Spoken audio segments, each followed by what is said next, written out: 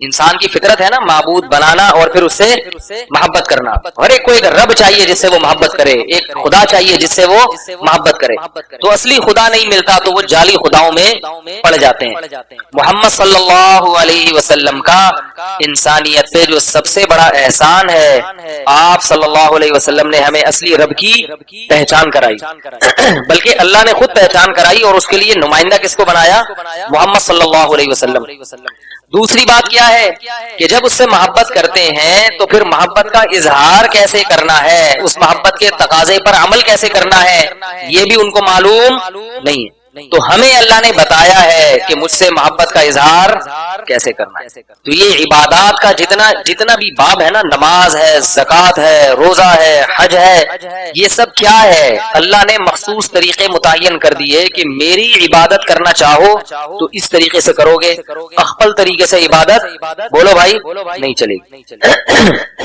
تبھی ہم یہ کہتے ہیں کہ عبادت میں آپ اپنی طرف سے کانٹ چھانٹ نہیں کر سکتے. تو یہ تراویح بھی کیا ہے؟ یہ بھی عبادت ہے رمضان کی راتوں کی. دیکھو عجیب بات ہے, بعض دفعہ ایسے ہوتا ہے کہ 29ویں رات کو 30ویں شب کو تراویح ہو رہی ہوتی ہے, 10 رکعتوں کے بعد اعلان ہوتا ہے کہ جی مفتی منیب صاحب نے چاند کا اعلان کر دیا ہے. 10 رکعتوں کے بعد لوگ فوراً نماز کیا کرتے ہیں؟ چھوڑ دیں. اب اپنی طرف سے 2 رکعتیں اس میں ایڈ نہیں کر سکتے کہ بھائی نفل نماز ہے, چلو 10 پڑھ لی تو 2 اور صحیح, اب 20 مکمل ہی کر لو. اگر 18 پڑھ لی اور مفتی منیب صاحب کی آواز آپ کے کانوں میں پڑ گئی کہ چاند نظر آ گیا, تو 18 کے بعد 2 مزید رکعتیں آپ بولو بھائی نہیں پڑھ سکتے. آپ کہہ سکتے ہیں بھائی نفل پر تو کوئی پابندی نہیں ہے, تو ٹھیک ہے پابندی نہیں تو جاؤ اخفل طریقے سے پڑھو. کس طریقے سے پڑھو؟ اخفل طریقے سے پڑھو. 2 رکعتیں جماعت نہیں ہوگی اب, کیونکہ اس نماز کی جماعت کی خصوصیت کس میں ہے؟ یہ رمضان کے ساتھ. یہ رمضان کو اللہ نے ایک پروٹوکول دیا ہے. شاعر نے کہا ہے نا, تمتع من شمیم عرار نجد فما بعد العشیۃ من عراری.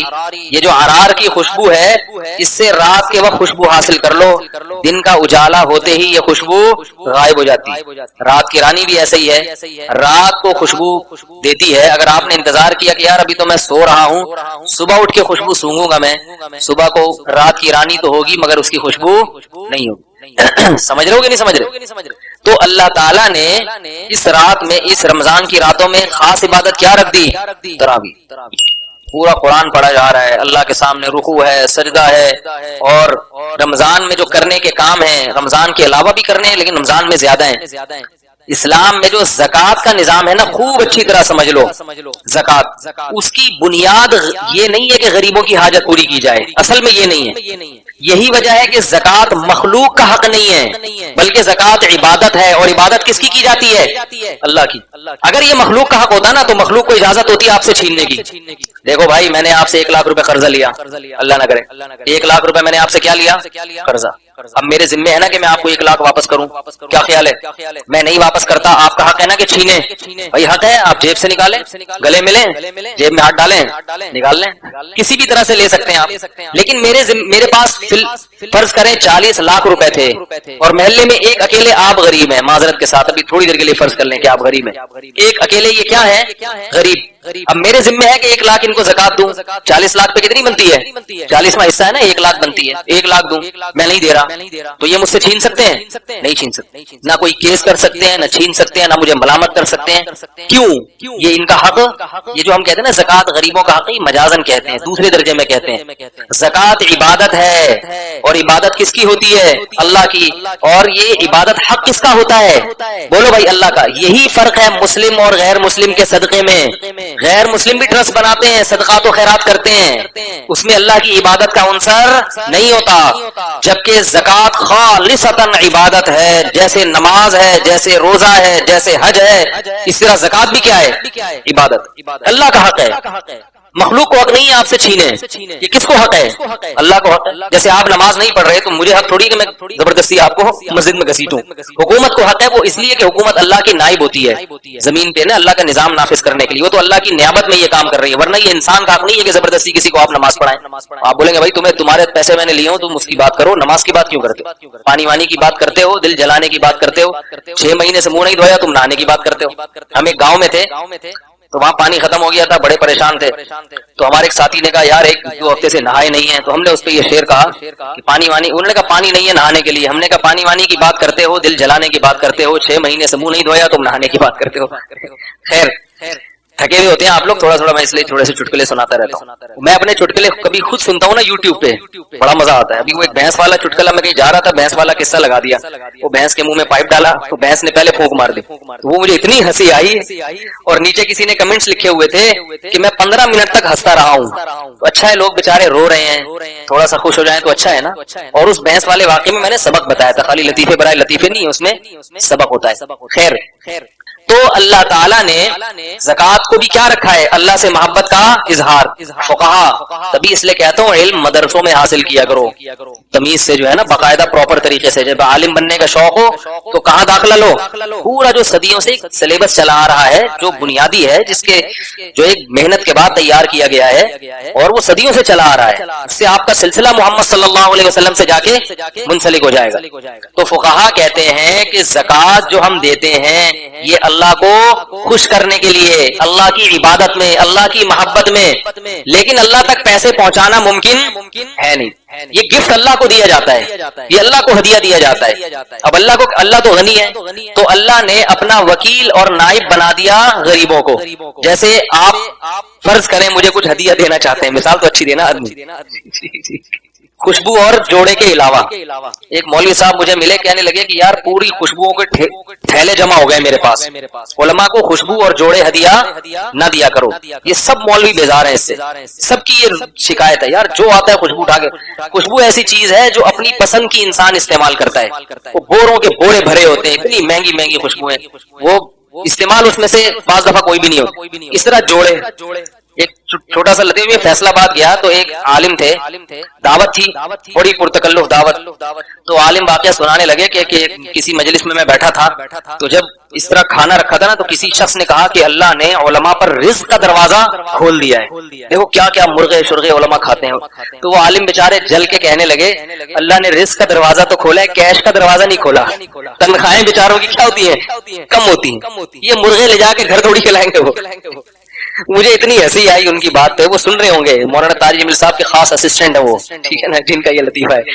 وہ کہنے لگے بڑی حسرت سے اللہ نے مولویوں پہ رزق کا دروازہ تو کھولا ہے, کیش کا دروازہ نہیں کھولا. تنخواہیں اتنی تھوڑی بیچارے, دیکھ لو مؤذنوں کی قاریوں کے حالات کیا ہوتے ہیں. تو اب میں مثال دے رہا تھا کہ فرض کرو آپ نے مجھے کچھ ہدیہ دینا ہے, میں گھر پہ نہیں ہوں, تو میں کہتا ہوں نا یار فلاں کو پکڑا دو, یا میں نے آپ کو دینا ہے, جو گھبرائے نہیں, میں نے آپ کو کوئی چیز گفٹ دینی ہے, آپ گھر پہ نہیں ہیں, تو آپ کسی کو اپنا وکیل بنا دیں گے, یار محلے میں وہ دکان والا ہے, یا وہ پکوڑے والا ہے, یا ادھر کونے پہ گولے گنڈے والا بیٹھا ہوگا, وہ میرا بڑا جاننے والا ہے, اس کو پکڑا دینا, میں اس سے وصول کر لوں گا, کہتے ہیں نا. تو آپ نے اس کو کیا بنا دیا, اپنا نائب اور اپنا وکیل بنا دیا. تو اللہ تعالیٰ نے بھی کہا کہ مجھے دو پیسے, مجھ سے محبت میں روکڑا خرچ کرو, روکڑا. جب تک پیسے خرچ نہیں کرو گے میں تمہاری محبت کا یقین نہیں کروں گا. والذین آمنوا اشد حبا للہ, معبود سے محبت ٹوٹ کے کرنی ہے. ہر چیز سے محبت, ہر چیز سے زیادہ محبت کس سے ہونی چاہیے, اللہ سے, محبوب سے.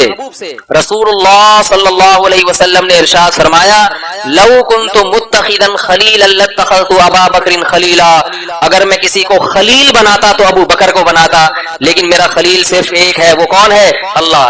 خلیل کہتے ہیں حبیب سے اوپر کی چیز. حضرت ابو بکر محمد صلی اللہ علیہ وسلم کے حبیب تھے, محبوب تھے. خلیل کون تھا, اللہ. اسی لیے ہم کہتے ہیں کہ ابراہیم علیہ السلام کا جو مقام ہے نا, وہ نبی کے محمد صلی اللہ علیہ وسلم کے بعد سب سے زیادہ ہے. کیوں, اللہ نے کیا کہا, واتخذ اللہ ابراہیم خلیلا, اللہ نے ابراہیم کو کیا بنا لیا, خلیل بنایا. تو خلت یا خلیل یہ بہت ایسی دوستی کہ انسان اس کے لیے سب کچھ قربان کرنے کے لیے تیار ہو جائے. یہ خلیل کون ہے ہمارا, صرف اللہ ہے.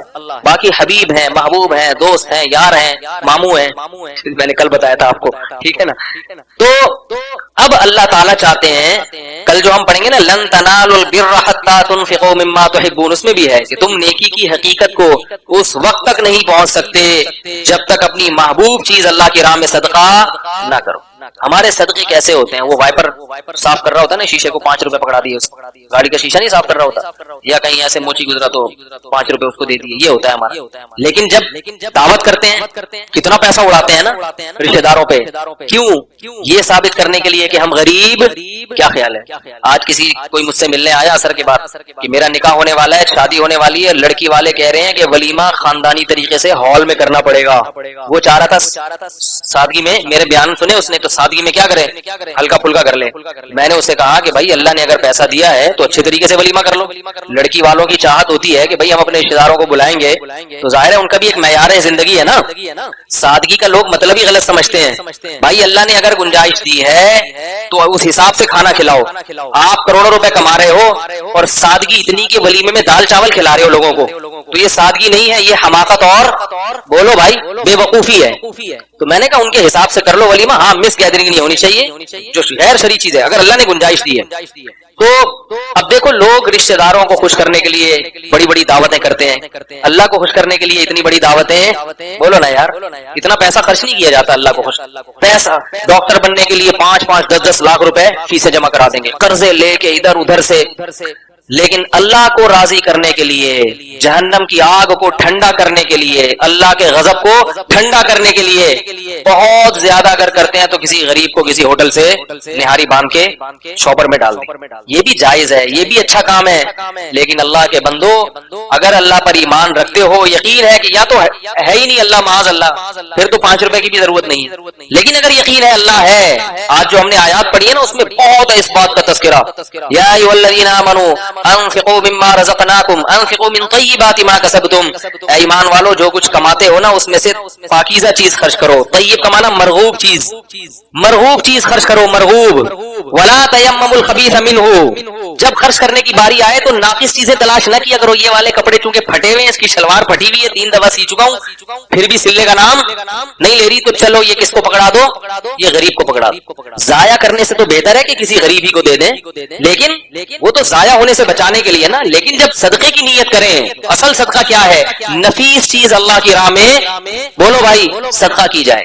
جب کسی کو پٹانا ہو، تھوڑی نامناسب مثال ہے، تو کسی کو گفٹ دینا ہو کسی گرل فرینڈ کو پٹانے کے لیے، تو کیا گھر کے پرانے پجامے نکال کے اس کو پکڑاتے ہو؟ بولتے کیوں نہیں ہے کہ یار وہ بیٹی سے میری دادی کے جہیز، دادی کا انتقال ہو گیا، ان کے کچھ پرانے پجامے جو جہیز میں ملے تھے وہ رکھے ہوئے ہیں، یہ اس کو پہنچا دو۔ بھائی آپ کو پتا ہے کوئی بھی عزت دار آدمی اس چیز کو پسند نہیں کرتا، بچا ہوا کھانا تھوڑی دو گے۔